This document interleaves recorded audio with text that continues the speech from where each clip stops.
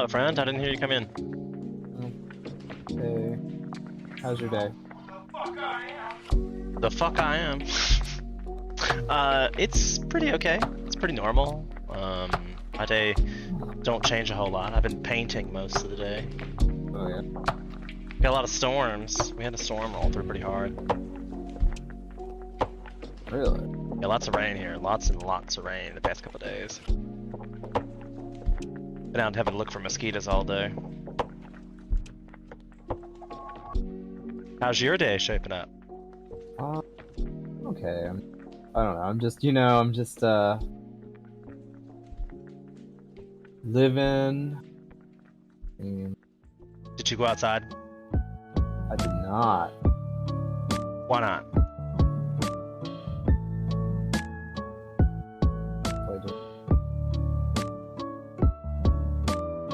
I didn't, I'm very bleh right now. So just.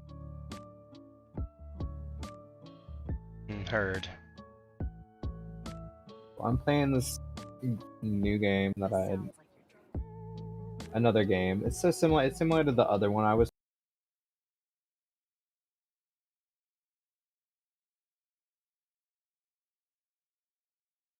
Heard.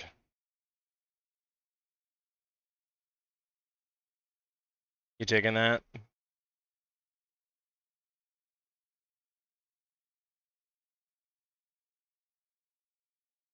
Heard. Well, do you have my stream up in the background?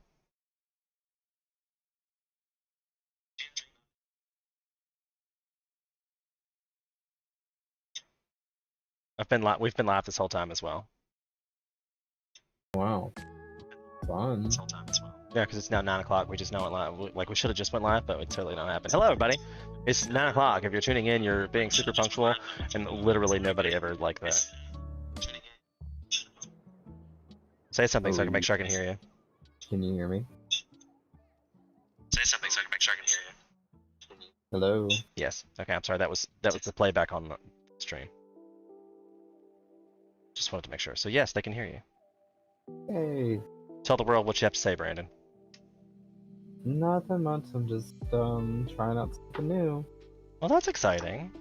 So we're going to talk about the news today, because I like to keep my news concise and concise. Hello, everybody. Now you can see what I look like. I'm Sean, Fire of Life 2018, and we're still trying to figure out what I should be making these Wednesdays. Like, I kind of feel like the world is on fire, and I'm trying to do something about that. And I feel like we have the technology to start our own Twitch political party, and we should do that. So like, subscribe, and follow if that's what you're into. We talk about how to make change and how to enact change. I also am a recruiter for the Red Cross. If you'd like to volunteer, let me know in the comments. That can totally be a thing. Thank you for the audio check. I appreciate you there. So yes, that's what we intend to do, is try to enact social change through Twitch. My personal solutions to all our problems, I think if we put term limits on Congress, change the way our elected officials are elected. Definitely we need to elect Supreme Court justices. That should not be an appointee situation. I think those three things would probably solve America. Because our problem right now is that we have too many people that have been leading the country into oblivion for 30, 40 years. And don't care now. They're like, well, my retirement is secure. Good luck the rest of you guys. I mean, am I wrong? Like, I don't mean to be funny, but am I wrong? You're not. Feel free to disagree in the comments. If you don't think our country's going to shit, feel free to put that in the comments. I would love to see some positivity in the world. But I really feel like every time I make a point with anybody, they're like, oh yeah, that is a valid point you just made. Anyway, about this new caramel latte at Starbucks. Yum! That's what happens. I feel like, have you seen the movie, Don't Look Up on Netflix yet? Have you watched that? No, I haven't. You have to watch it. I definitely think it's a euphemism for climate change. It's also a good movie in and of itself. I highly recommend it. I think if more people watch that movie, they would see things a little differently. So, on that note, the first story of our adventure is going to be the Supreme Court ruling. Oh, did they have another one? What about the EPA? Oh, that one. Okay, no. I Yeah. thought it was gonna be something. We wished it would be something different. It's not. It's definitely not. So let's listen to that. The Supreme Court's recent decision to limit You the can't hear it, can you, authority of the Brandon? Environmental Protection I can watch. Agency has We can watch it many on stream. That's worried fair. about whether the Biden administration It's a little- wow, we're little both coming delayed in for you. clear. climate goals. Yeah, thanks. The president had pledged I that think by we finally got it right. 2030, the country would reduce its Sure. greenhouse gas emissions by 50% from 2005 levels. That now seems even more unlikely. Amna Nawaz Why is has this more. not showing? On That's screen? right, Judy. The court ruled 6-3 that the Hey, there we Clean go. Air Act does not give the EPA blanket regulations against power plants. Many environmentalists see the ruling as a serious setback in the fight to address the climate crisis and reduce greenhouse gas emissions. I'm joined now by Michael Oppenheimer, who's a professor of geosciences and international affairs at Princeton University. He's one of the 6 scientists who filed an amicus brief in the Supreme Court case. And Mustafa Santiago Ali, who formerly worked in the EPA's Office of Environmental Justice and is now Say what? with the National Wildlife Federation. Gentlemen, welcome to you both. Thank you for joining us. Michael Oppenheimer, the ruling clearly leaves the administration with far fewer tools to fight the climate crisis, but the EPA administrator and other administration officials insist they can still meet their goals. It'll just take a little longer. Do you buy that? Right. Let's first pause and talk about that. I saw the interview when this first happened with the EPA administrator, and he was very confident that they could still get that done. And then he's like, basically, that it was definitely somebody being like, "Oh yeah, I was totally defeated, but we're gonna make the best of a bad situation. We're definitely gonna move forward with this. Like it was positive spins. Like I don't believe that he thinks that either. So I feel like we're gonna get a dissension opinion as well here momentarily. I'm gonna resume the video. It's a very optimistic view, and even under an The optimistic view. view, this decision is going to seriously slow U.S. progress in reducing emissions of the greenhouse gases and avoiding a dangerous climate change. What I mean by dangerous is much more of the kinds of weather we've already started to see: record heat, record drought, sea level rise, flooding coastal areas, and really intense rainstorms, in some cases drowning people in their own bedrooms. So what was the government going to do about that? Well, Congress, Those drowning number people in one, your own could bedrooms act, seems a and little number two, the extremist. administration could develop are they regulations in doing? the absence of congressional He's just talking action. about climate change. Because Congress has been so Causing deadlocked that. by polarization, the administration, and in fact, administrations going back to the Obama administration, started developing regulations. That whole process was slowed by and disrupted by the Trump administration. The Biden administration had a very good plan that looked like it might get us on the track to avoiding dangerous climate change. I'm afraid that this decision will disrupt that possibility for the U.S. and for the world. Mustafa Ali, let me ask you about the danger that Michael Oppenheimer just mentioned there, the consequences of this ruling. looks when you're talking really about intense, the but I stakes, love when you're that talking about tie. the communities who are worst impacted, most directly impacted by things like rulings like this, who are we talking about? We're talking about African American communities. We're talking about Latinx communities, Asian and Pacific Islanders, Indigenous brothers and sisters, and also lower wealth white communities who, because of previous policy, have often been placed in sacrifice zones. And when we look at where these coal-fired power plants are located, they're usually located close to our most vulnerable communities, thereby impacting their health, extracting wealth from those communities. And at the same time, we know that our communities are hit first and worst, so we have to deal with all of the climate crises that were just mentioned. Mustafa, you What'd you say, Brandon? I said, oh, so you love the tie? I do love his tie. You see it? You want to talk about it? I know you're like you're a little delayed, right? No, sorry. Oh wow, Oh yeah, it's a thing. that's a very unique actually, tie. you grew up I know, in love West it, love it. Virginia, not But just too remember, far you're about 30 from seconds a delayed. coal power plant. What did you see Oh, growing my up bad. that informed your view today? It's okay. You gotta keep it in Right mind. across the river, we had an old coal-fired power plant, and when the winds I would wish it shift, wasn't so, the but emissions would blow it into is our so. community, which was up higher than the community across the river. And we had cancers. My family has had multiple cancers. This has My best definitely friend's, been proven by many mother and times grandmother that died of coal cancer. emissions Throughout our cause all community, kinds of we breathing had issues as multiple well. cancers, really a Like cancer coal power cluster, if you is will. not a good We never had an analysis solution. done because we didn't have the language or the the things that were necessary at that time. But others across It's the not even country really have a found these single direct source. It's correlations installation. between the burning of fossil fuels, Three both negatives. What'd you say, Brandon? Nothing. I mean, I paused the video so you could make your point clear. No. Okay. things like sulfur dioxide, nitrogen oxides, mercuries, and PM 2.5 particulate matter. All of these things having huge impacts in our country. And we should pay attention because we have over 200,000 people who are dying prematurely right now from air pollution in our country. So when the Supreme Court makes this decision, it is also adding the burden onto these communities. And we know we've got 24 million people with asthma and 7 million kids. And disproportionately, it is African American and Latin children who are the ones who are going to the emergency rooms and the ones who are losing their lives. That's It's always the reason we poor have to people that act die now. first. So, Like, Michael, when it comes to always the that poor people that die action, first. you mentioned you don't see much hope in Congress acting, though they do retain the authority to do something. When it comes to the administration, this ruling doesn't say Yeah, our that the current EPA administration can't has regulate the the emissions. It just says inclination they have to about find a changing different the set of climate. They're tools too to do busy so, worried right? So about what could doing the exactly what administration the be doing opposite side of the right other now? side is doing.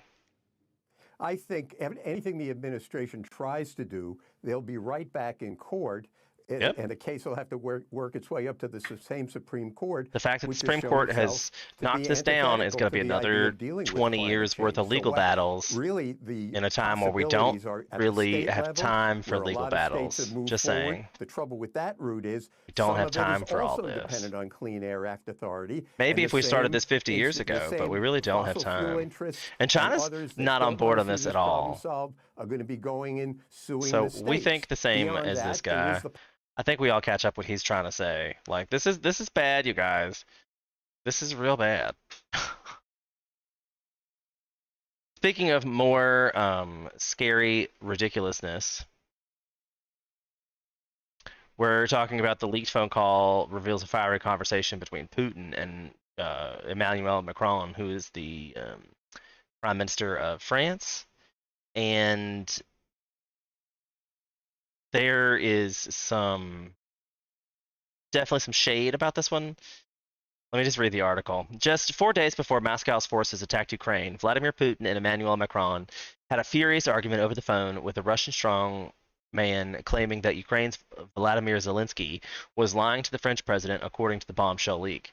Details of the confidential exchange between the two world leaders on February 20th were revealed in a new documentary about Macron's handling of the ongoing conflict, titled A President, Europe, and War, which premiered last week on Channel French 2.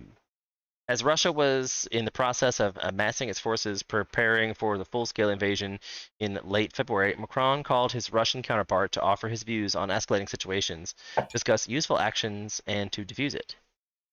Putin quickly turned the conversation to our dear colleague Mr.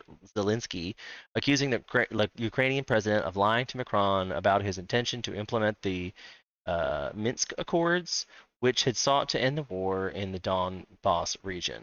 As we see, they've taken the Donbas region now.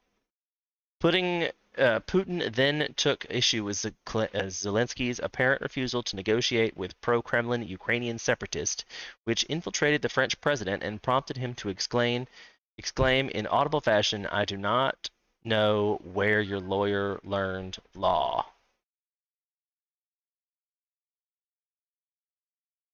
So we think Putin's off the rails, just for the record. Putin's gone nuts. But maybe gone nuts is he's been nuts for kind of a while. But I think Russia's already in a situation where they are shown their hand. I think we know what Russia is, what they're doing, what their plan is. China is a big issue right now. Oh, show. Right now, the U.S. is tightening sanctions on Iran. I haven't actually read this whole article yet, because they're targeting Chinese oil barrels. But Reuters is a pretty good source usually. The United States on Wednesday imposed a sanction on the network of Chinese, Emirati, and other companies that are accused of helping to deliver and sell Iranian petroleum to petrochemical products to East Asia, pressuring Tehran as it seeks to revive the 2015 Iran nuclear deal. U.S. Treasury Department said the statement of the network the people enlisted used a web of Gulf-based companies to facilitate the delivery and sale of hundreds of millions of dollars in products in Iranian firms, China, and elsewhere in East Asia. So they're trying to get back in with Iranian in the nuclear deal, and I don't really want Iran to have nukes at all. Mm. So scary stuff there. Here's some random news. Do you know what OPEC is? Oil Producers Group. OPEC. They're a group of countries that basically produce most of the oil in the world and have a conglomerate to control how much they produce, to control the oil prices, and that's why oil prices are high, is because OPEC doesn't want to increase production.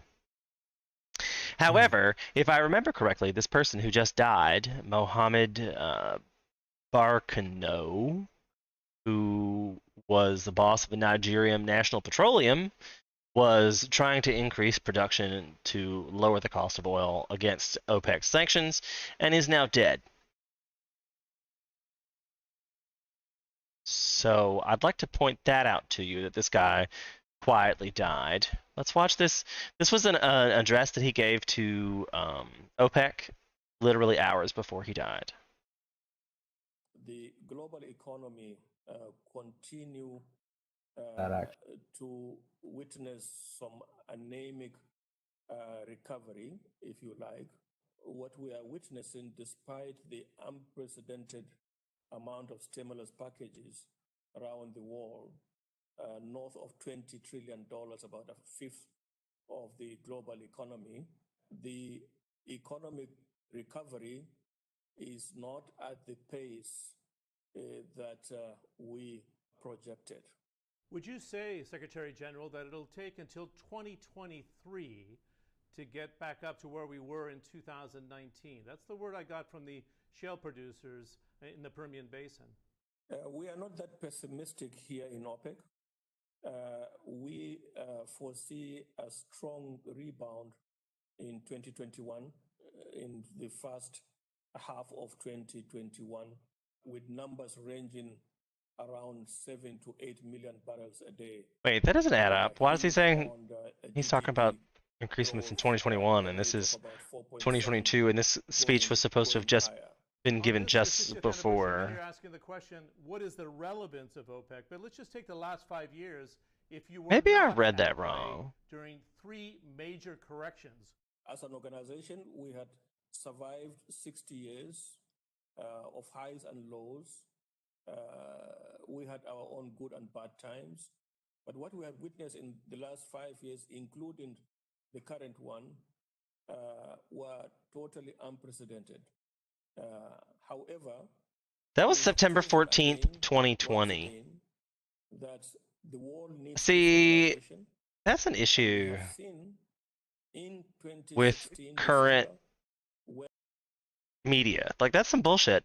This, like, right above this, it says, during his keynote speech in Abdul, hours before his death, Barkano said that the oil and gas industry is under siege and still reeling from enormous investment losses in recent years. And then right below it, it gives you a speech from 2020, but only if you Google it. And I didn't catch that he said they were gonna have growth in 2021 the first time we rolled around. I wonder if we can find this gentleman's keynote speech that he gave.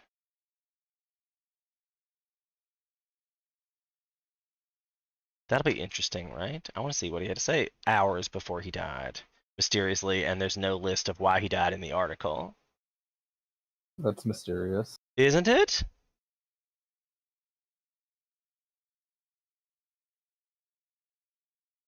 Isn't it indeed?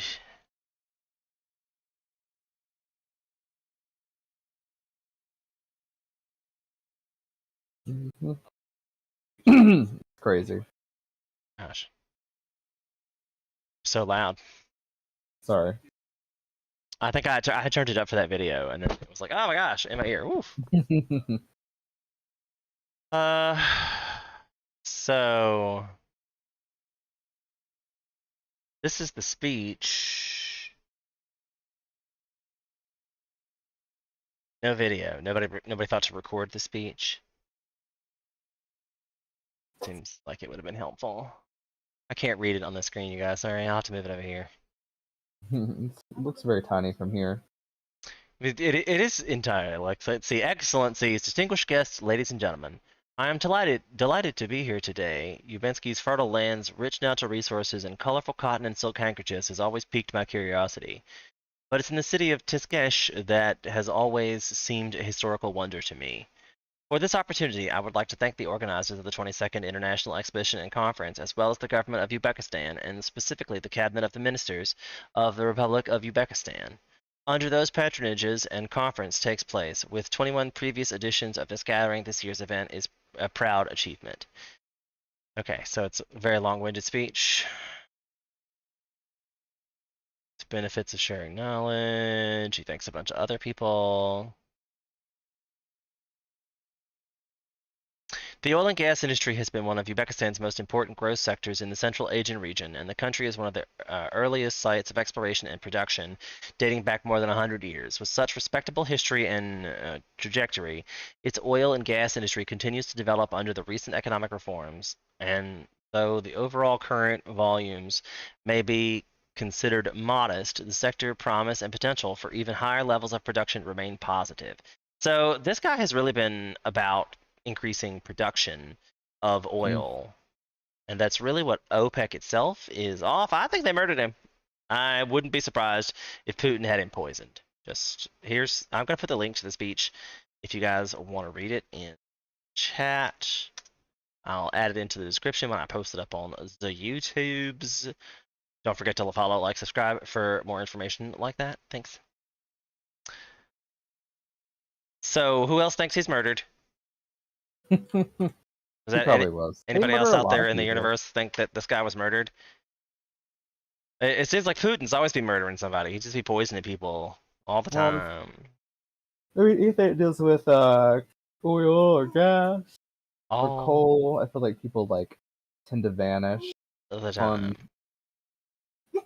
And then So moving on. In other words, in other news about people are crazy in other parts of the world, not just America. Sometimes they're crazy everywhere.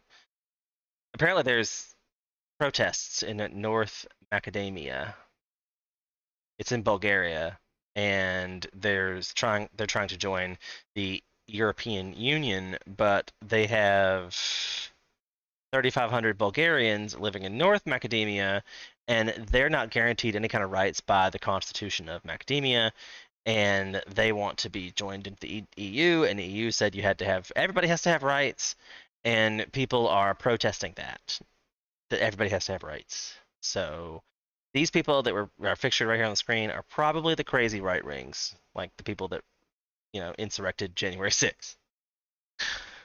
So America's not the only crazy country out there. Just to make us all feel better about being Americans, we're not the only crazy country. Okay. Other crazy countries. There was heads of the FBI and MI5 issued strong warnings about the threat to the West from China.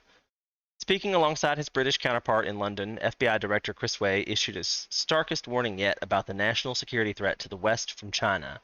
Even as intelligence officials in Washington released a report about Beijing's efforts to influence state and local politics in the United States, in the first ever joint appearance Wednesday with the director of Britain's MI5, who is adorable, by the way. Look at him. He's so cute. So cute. Oops, got distracted.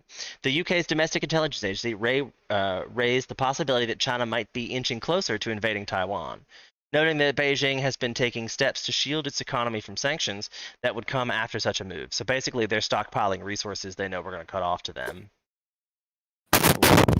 Whoa! True. Something just happened, like a mic explosion just happened. Oh, well, T-Suck jumped out of me. Gotcha.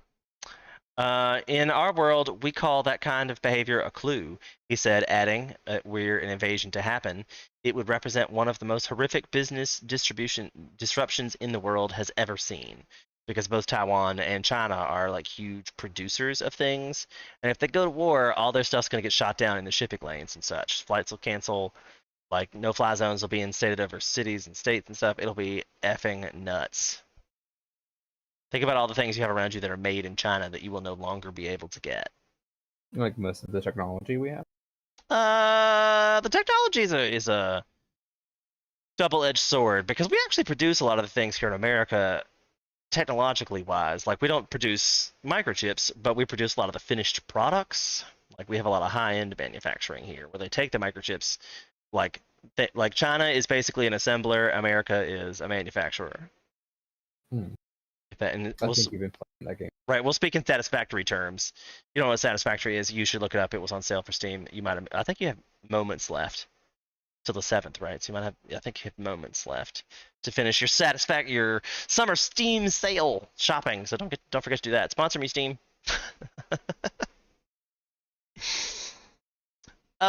Indeed. It feels like my stream has stopped streaming for some reason. Like on my screen on my phone, it has stopped. And we're losing a lot of frames. Like I'm losing 33% of my frames. This dropped frames. I don't know how to fix that. I think it's my internet connection, you guys. Probably because I'm streaming on my phone. Like mom is probably streaming a thing. Somebody else is streaming things. Oh, are you streaming on your? We're streaming all kinds of. Yeah, of course I'm watching myself. That's how I know that my stream is fucked up. Oh, you have a lot going on. Streaming is complicated. There's a lot. I have 3 monitors plus my phone up right now. Because one of the monitors has my streaming software. One of them has like the stuff I'm doing, and then one is what people actually see. It's wild. It's a thing. That's like it's been a whole process to get here, and I think I have the setups and things right. So I think we're doing okay. But we're scared about China because there's lots of things going on in China. So here's some more news about China. This is the COVID situation in China. Oddly, it might be more. We're going to start from the beginning on that. On the mainland right now. So we are seeing coronavirus cases kick up. Not only that, we're seeing it in some of the areas that were most hard hit through the previous outbreak. So Shanghai is back to mass testing across the entire city. And of course, they just got out of a 2-month brutal lockdown. So everyone is very worried that they're going to be back locked in their apartments and their homes for who knows how long. I can't hear you over the video. About that. But not only Shanghai, Xi'an is another city that also had a very brutal wave of COVID, and they are seeing cases pick up there again. They're starting to do some measures to control it. They're shutting entertainment venues and not allowing people into restaurants, that sort of thing. So there we go. China is back on early COVID restrictions. Also in China news, I know what you guys are thinking. Oh my God, this is Fox Business. Sean's putting a right-wing media up on his channel, and I'm like, I do try to respect both sides of this, and Fox Business is usually pretty accurate. Like they do care about their money, at least they're upfront. They're Fox Business, they're about the money. So this is a channel that it's about money. Be aware. They do not care about your civil rights on this channel. Tariffs on some imports coming to us from China. Gordon Chang joins me now. Biden could decide this week on these tariffs. Do you think he should lift tariffs? He's trying to say that it'll help our inflation here. Should he do this? Absolutely not, Stuart. First of all, his belief that if you remove the tariffs, prices will come down on goods is based on a fundamentally flawed assumption on how prices adjust. That's the whole thing with the gas. Like, remember how he's trying to get rid of the gas tax? He's doing anything he can to make us feel like he's trying to do anything he can. And these Trump-era tax tariffs on China's imports are what started the whole situation in the first place. So that's a thing. I also don't know why my stream has stopped. Drop their prices when their Are you still watching it, Brandon? Sellers drop their prices when demand it's still working for you. So this is completely unrelated. Okay, I guess it's still working. When these tariffs went on in place, I guess I had to reload on my phone. I don't know. China actually borne about 80% of the cost by subsidizing export factories. So if you remove the tariffs, what you're really doing is helping the Chinese central government. And also, with these tariffs, they have encouraged companies to move back to the U.S. I love how they have the ticker just watching the Dow fall. We're not going to have these. We're going to remove tariffs. Then manufacturers stop their plans to onshore. So if you got a chip shortage or you got anything else, the best thing to do is to say, look, we're going to raise these tariffs so that people will bring back their manufacturing to the U.S. Good. This is just 150 very years. simple stuff to understand. Biden administration doesn't understand Econ 101.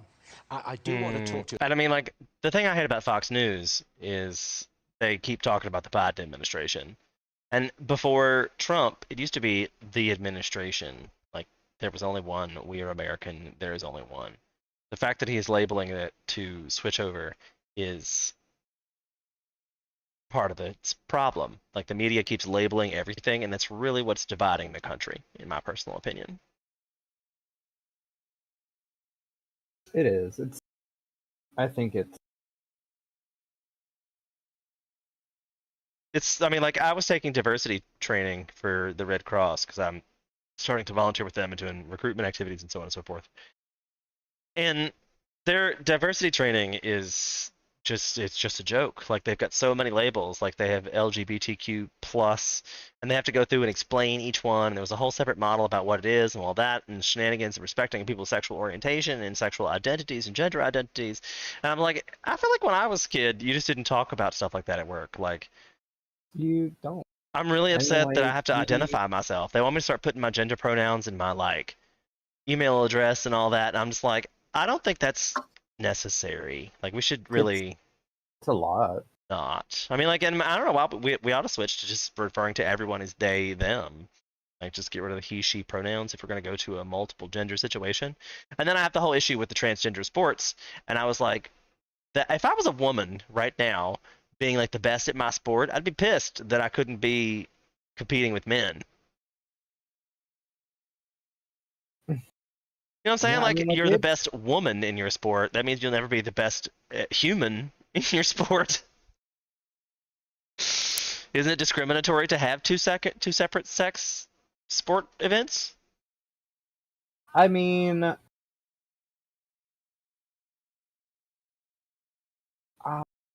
Just as a whole, as a nutshell, isn't it systematically sexist to have two, like, a separate but equal situation? yeah. Because, I mean, that's the same thing we did with segregation, was separate but equal, and that isn't okay, because it's never actually equal, is it? It's a slippery road. And especially a trying to figure competition everything. thing, like, we're all people. It's the labels that are really driving America apart. The labels. So that's our message for the stream today is let's stop labeling each other. Let's all remember that we're humans. Let's all remember that we are all going to try to survive whatever comes because we're human.